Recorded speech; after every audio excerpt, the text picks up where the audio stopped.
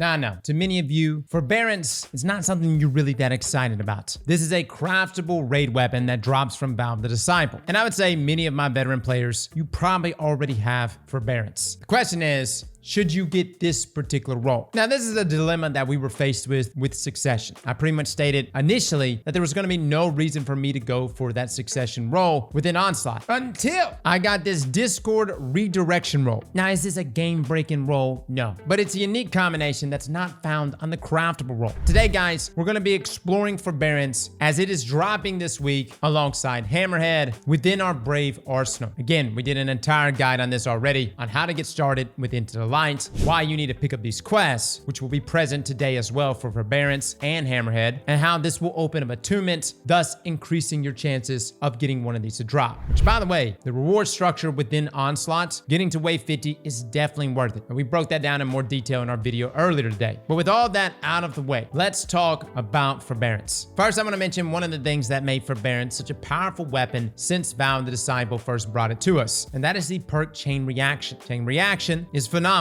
in terms of clearing ads, doing AoE damage. It synergizes beautifully here on Forbearance with combos like Ambitious Assassin. But I do need to mention that Chain Reaction is getting a nerf in the final shape, which is why we're sitting here eyeballing what else we can use. Starting off with our first set of traits within our third column, we've got Unrelenting, Stats for All, Demolitionist, Ambitious Assassin, Surplus, Steady Hands, and Disruption Break. In that fourth and final column, we have Wellspring, Golden Tricorn, One for All, Bait and Switch, Rampage, Chain Reaction, and Desperate Measures. Now, I know the obvious role here is going to be the same combination that's present on the craftable role, that being Ambitious Assassin and Chain Reaction. And I would say for my folks that have never done the raid, this is one of the best trait combinations you can have on a wave frame grenade launcher, and it's present for you right here, literally for free. You've got Chain Reaction, which states that each final blow with this weapon creates an elemental damage explosion. Now listen, that's a good trait in itself, but when we combine that with Ambitious Assassin, which overflows the magazine based on the number of rapid kills before reloading, now you've got back-to-back shots, and you can even get up to 3 shots loaded if you manage to score at least 12 kills before reloading. This is great because this just nets you more kills, more Chain Reaction combos, which is the reason why Forbearance has literally been the best wave frame in Destiny 2 for the past few years. It's because of this combo. I think the biggest difference between the craftable role outside of enhanced perks and the role that's present here on this Forbearance really boils down to the origin trait. You see, the origin trait on the craftable role from the raid comes with a perk called Soul Drinker, where you gain health based on the number of hits before reload. This actually gives us 50 HP whenever we reload, as long as we hit something. And yes, it has saved me before. It's nothing crazy, but it helps. It's the reason why we like perks like Hill Clip.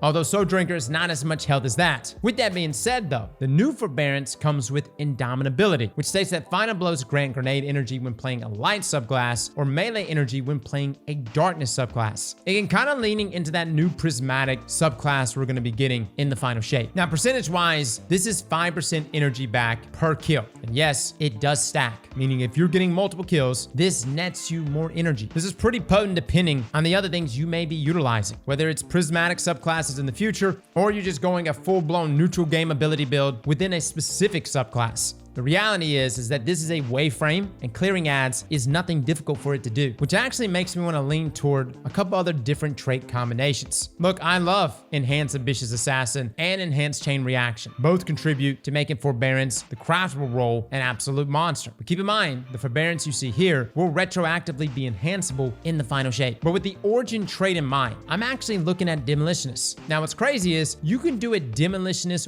Wellspring combo. That is present here on Forbearance. That's a combination that's not present on many weapons. Demolitionist states that kills with this weapon generate grenade energy, and activating your grenade ability reloads this weapon from reserves. And then Wellspring states that kills with this weapon generate ability energy, and the energy is divided between your uncharged abilities. So you have 2 perks here that are contributing greatly to your ability regeneration. Now, Optative, which is a void hand cannon in our precision frame archetype, also rolls with the same combination. And it too has the ability to enhance these perks as it's a craftable weapon. weapon. The enhanced version of Demolitionist and the enhanced version of Wellspring nets us more ability energy. Demolitionist going from 10% to 11% of our grenade ability energy. Wellspring going from 8% to 9% ability energy, split equally amongst all uncharged abilities. Now I know to some of you may be looking at this going, okay, Cross, whatever. I want a weapon that slays. Well, I think the weapon is still going to be very good. Yes, you won't have the kabloomies, but keep in mind, think about how much ability energy you're going to get back within a single wave from Forbearance with those two perks, especially the enhanced version stacked with the origin trait Indomitability. I know everybody's really caught up on Ambitious Assassin, and don't get me wrong, having back-to-back shots is very nice, but the enhanced version just simply gives us a little more reload speed. I'm almost looking at Forbearance though as a utility weapon to put down a wave, get a couple kills, and then boom. Without even dipping into my subclass, I have my abilities back. And looking at Prismatic, we see how strong some of those grenades are in the final shape. They're potent, man,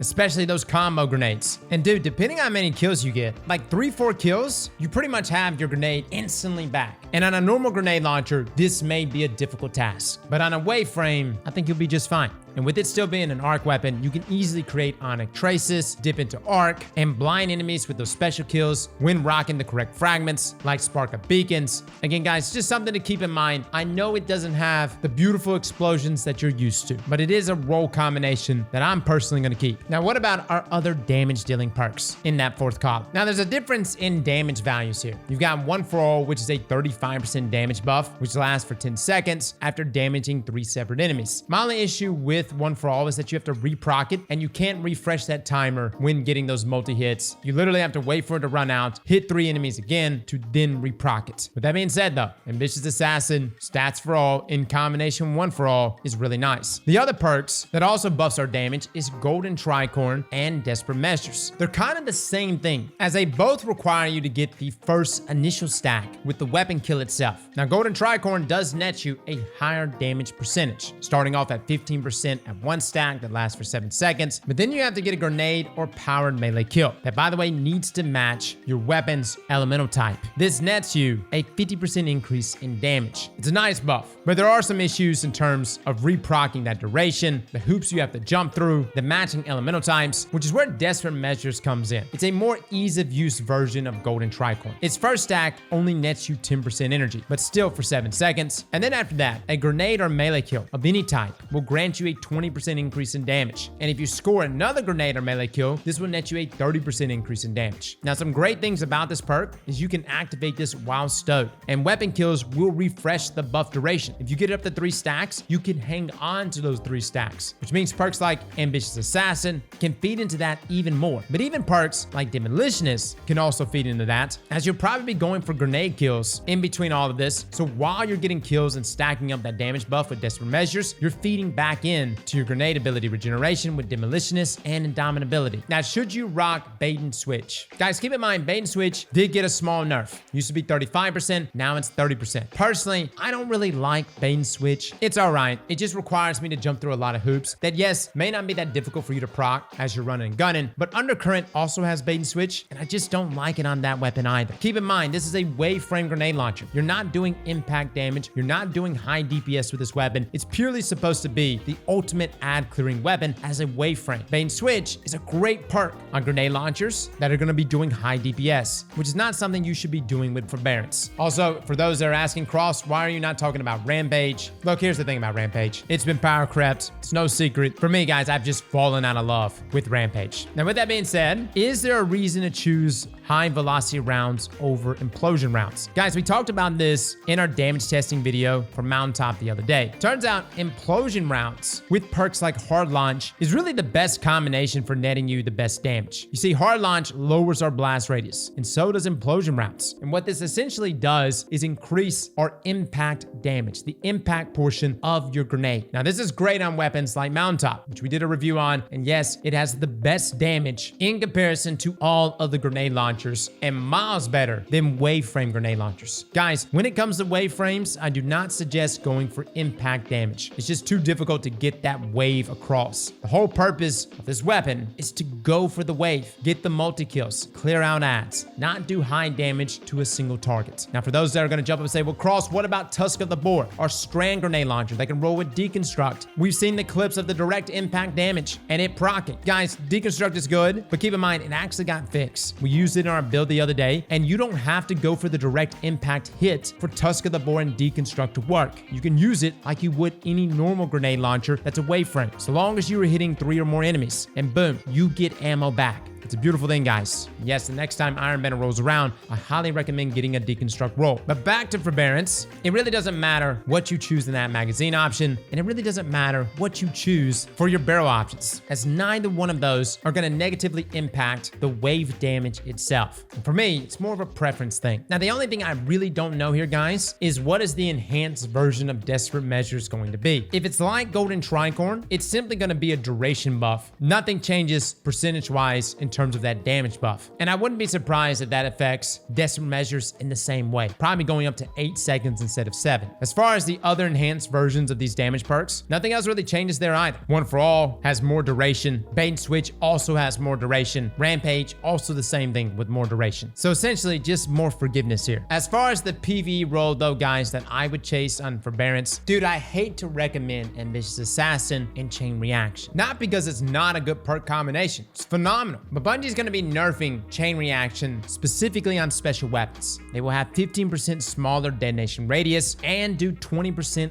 less damage. Now listen, at ad level content, this is not going to be a big deal. But obviously, in hoarder level content, this is going to leave certain red bars one shot. And the whole purpose of this is for this weapon to be an ad clearing machine. And only until we actually experience it for ourselves, I really don't know exactly how big of a nerf this is going to be, guys. And the whole idea around nerfing Chain Reaction on special weapons is that Bungie wants to move Chain Reaction to other weapon types. Essentially things like a shotgun. You know, you roll in with a shotgun, you get a kill with it, boom, you proc a Chain Reaction explosion, which sounds pretty nutty. With that being said though, I think Ambitious Assassin Chain Reaction is a combination you still need to experience, especially for my new players, even if it gets destroyed in the final shape. I actually don't think it's going to get destroyed. I think it's still going to be good. And then other trait combinations that I'm going to be looking at include Demolitionist, Desperate Measures, and Demolitionist Wellspring. Again, I want to lean into my neutral game abilities the most. And who knows, maybe even a Demolitionist Chain Reaction roll. And for the time being, that probably would be a pretty good combination until we see the Chain Reaction nerf. Again, everything you see here, guys, will be enhanceable in the final shape. Now, Cross, what about PvP? Guys, use something else. I know Forbearance here has Disruption Break, and that is a unique factor here. And I know I didn't really mention Disruption Break for our PvE role. Yes, you can utilize it. Yes, it does increase your kinetic damage quite a bit at 50%. And I love Disruption Break, especially in PvP, because when you get the shield break, you can immediately swap to a kinetic weapon and do more damage. This is great for sidearm combinations, or even like a Disruption Break last word combo. And we've utilized this in the past. You can use it here on Forbearance. And yes, the enhanced version of Disruption Break allows that debuff to last longer. But to be honest, guys, I haven't been using wave frames nearly as much, considering the ammo economy changes. When I have special ammo, I want to go for the kill. The other side of things is, if I'm going to use a wave frame inside of PvP, Explosive Personality is my baby. Just saying. You can get enhanced Disruption Break on it. You can also get auto-loading holster. I max out the velocity. That's kind of my go-to PvP wave frame grenade launcher. Forbearance though, definitely a PvE weapon, and I would just stick with that. So guys, that is our review. Again, this weapon is going to be dropping today alongside Hammerhead. We'll be looking at Hammerhead damage testing very, very soon. That's looking to be the best-in-class machine gun currently in the game, and I look forward to testing that with you all. If you want to come by our Twitch, you can come join us for all the damage testing. We'll have some eggplant bets going on. We would love to have you. Fellas and ladies, thank you all for coming and watching. And as always, slap that like button like your mama told you right.